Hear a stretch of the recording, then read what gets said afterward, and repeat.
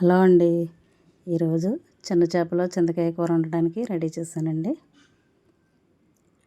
ముందుగా వెల్లుల్లి, జీలకర్ర, పచ్చిమిర్చి, ఉల్లిపాయ మిక్సీ పట్టుకోవాలండి. మరీ మెత్తగా పేస్ట్లా కాకుండా నేను చూపించిన విధంగా కచ్చాపచ్చాగా వేయాలండి. అలాగే చింతకాయలు కూడా అదే విధంగా కచ్చాపచ్చాగా మిక్సీ పట్టుకోవాలండి. గిన్నెలోకి చేపలు తీసుకుని మిక్సీ పట్టుకున్నాయి వేసేసుకునండి. ముందుగా పసుపు, కారం, ఉప్పు, తగినంత ఆయిల్ వేసుకునండి బాగా కలుపుకోవాలండి. ఇందులో అసలు వాటర్ ఏమి వేయకూడదండి.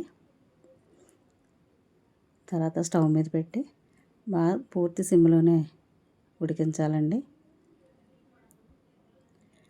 అసలు గరిటె పెట్టకూడదండి. మధ్య మధ్యలో మూత తీసుకొని అలా కదుపుకుంటూ చూసుకోవాలండి.